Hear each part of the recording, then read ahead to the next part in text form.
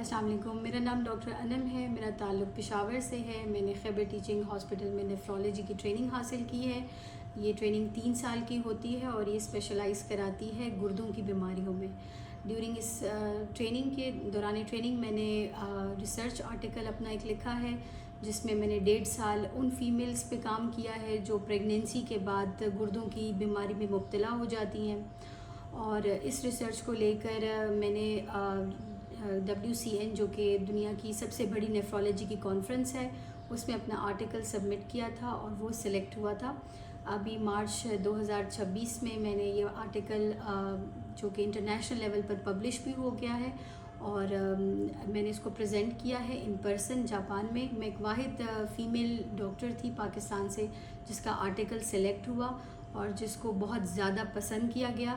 اور اس کے علاوہ ISN جو کہ انٹرنیشنل سوسائٹی آف نیفرولوجی ہے، انہوں نے پاکستان کا سارا ڈیٹا جو کہ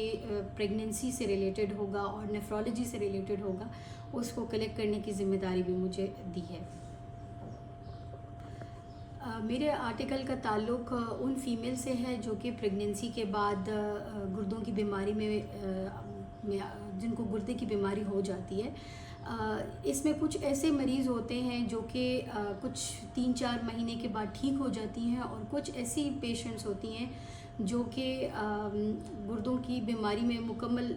ساری زندگی کے لیے ملوث ہو جاتی ہیں، جن کو ڈائلیسس کی ضرورت ہوتی ہے۔ ہماری کوشش یہ تھی کہ ہم یہ آئیڈینٹیفائی کر سکیں کہ کیا وجوہات ہیں کہ ہمارے پاس اتنی زیادہ پریگننسی سے ریلیٹڈ نیفرولوجی کی بیماریاں آ رہی ہیں۔ اس میں ہم نے انٹرنیشنل لٹریچر کو بھی دیکھا کہ باہر ملکوں میں کیا وجوہات ہوتی ہیں اور پاکستان میں کیا ہوتی ہیں۔ سب سے زیادہ خون کی کمی ہونا، انفیکشن ہونا، اور بر وقت پراپر ڈیلیوری کا ڈیسیژن نہ لینا، اس طرح کی بہت ساری وجوہات ہمارے سامنے آئیں، جس میں سب سے زیادہ جس پہ ہم نے کام کیا وہ یہ تھا کہ دوران ڈیلیوری پیشنٹ کا بہت زیادہ خون ضائع ہونا یا اس کا ہیموگلوبن بہت کم ہونا، جس کی وجہ سے گردے کو خون پراپر نہیں پہنچتا اور وہ فیل ہو جاتا ہے۔ دنیا بھر میں یہ بہت ہی کم ممالک ہیں جن کے اندر یہ مسئلہ آتا ہے، اور سب سے زیادہ انفیکشن جو ہوتا ہے دنیا بھر میں وہ کامن ہے، لیکن پاکستان میں اور خاص طور پہ ہماری اسٹڈی میں یہ ظاہر ہوا کہ خون کم ہونے کی وجہ سے بھی گردہ فیل ہو سکتا ہے۔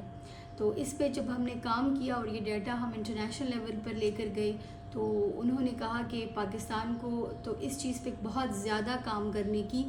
ضرورت ہے، اور فوری انہوں نے کچھ کمیٹیاں بھی بنائیں اور انہوں نے کہا کہ اس پہ ہم زیادہ کام کریں گے انڈیا اور پاکستان پہ۔ پاکستان کی ذمہ داری انہوں نے مجھے دی، اور میرے ساتھ ایک اور لڑکی تھی، ان کا نام پریتی ہے، وہ انڈیا سے ہیں، اور ان کو اس کی ذمہ داری دی گئی کہ ہم دونوں مل کر ساؤتھ ایشیا کو کور کریں اور سارا ڈیٹا ہم اکٹھا کریں، اور پھر ہم اس کے اوپر فوری طور پہ ایکشن لیں۔